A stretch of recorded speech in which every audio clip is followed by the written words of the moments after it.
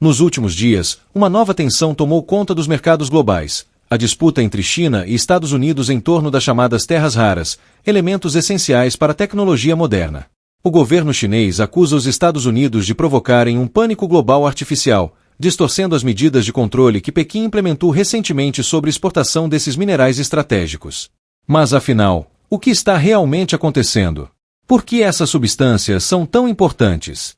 E o que está por trás dessa nova guerra de narrativas entre as duas maiores potências do planeta? É sobre isso que vamos falar agora. Antes de entender a disputa, precisamos saber o que são as terras raras. Apesar do nome, elas não são exatamente raras.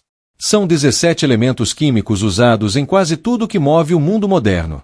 Estão em smartphones, computadores, carros elétricos, turbinas eólicas, painéis solares e até em equipamentos militares e sistemas de mísseis.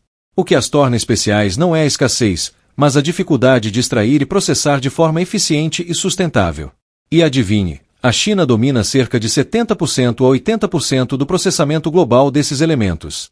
Isso significa que qualquer mudança na política chinesa tem impacto direto nas cadeias de produção de praticamente todo o planeta. Em outubro de 2025, a China anunciou novos controles de exportação sobre determinadas terras raras.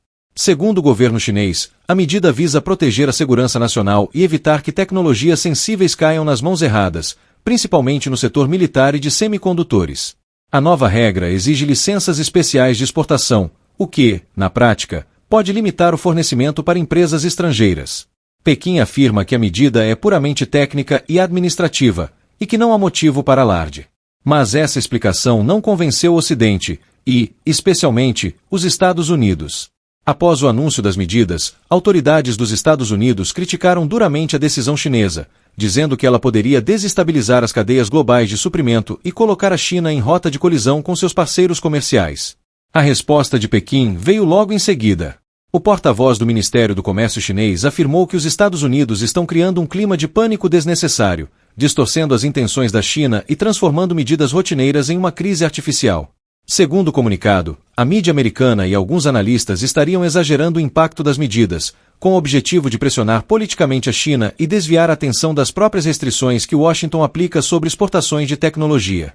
Em outras palavras, Pequim acusa os Estados Unidos de hipocrisia, de fazerem o mesmo tipo de controle, mas criticarem quando a China faz o mesmo. Um diplomata chinês chegou a dizer que os Estados Unidos projetam suas próprias práticas sobre os outros e depois fingem serem vítimas. Para a China, essa é mais uma tentativa americana de alimentar a narrativa do medo, especialmente em um momento em que o mundo tenta reduzir a dependência do fornecimento chinês. Em resposta, autoridades americanas endureceram o tom. O secretário do Tesouro dos Estados Unidos, Scott Bessent, afirmou que as restrições chinesas colocam o país contra o mundo, e que esse tipo de medida mina a confiança internacional na China como um parceiro comercial confiável. Ele chegou a classificar as ações de Pequim como incoerentes e contraproducentes. Já especialistas americanos e europeus argumentam que o controle chinês é uma forma de coerção econômica, usando a posição dominante do país como uma arma geopolítica. Em paralelo, o Fundo Monetário Internacional, FMI, alertou que o impasse pode ter impactos materiais na economia global, especialmente nas indústrias de tecnologia verde e defesa. Outros países, como Japão, Coreia do Sul e Alemanha, manifestaram preocupação e passaram a estudar novas fontes de fornecimento para reduzir a dependência chinesa. Ou seja, o efeito prático do anúncio foi exatamente o oposto do que a China alegava querer evitar, gerou incerteza e fez o mundo buscar alternativas. A consequência imediata desse embate é a tensão nas cadeias de suprimentos. Se a China restringir exportações de terras raras, o impacto será sentido em diversos setores, desde carros elétricos e celulares, até equipamentos de energia limpa e defesa militar. Isso pode levar a aumentos de preços, atrasos na produção e até escassez de componentes. Por outro lado, a medida também está incentivando países a investirem em mineração e refino fora da China, como Austrália, Canadá e Brasil. É um jogo de xadrez geopolítico, onde cada movimento redefine o equilíbrio de poder tecnológico do século XXI. O que pode acontecer daqui para frente? Em um cenário otimista, China e Estados Unidos podem chegar a um acordo diplomático, definindo regras mais claras para o comércio de minerais estratégicos. Mas, no cenário pessimista, o mundo pode assistir a uma nova escalada da guerra comercial, com restrições e contra-restrições, um verdadeiro desacoplamento das cadeias de tecnologia. O certo é que o tema das terras raras será cada vez mais central nas disputas econômicas e estratégicas do futuro. No fim das contas, a China culpa os Estados Unidos por provocar pânico global.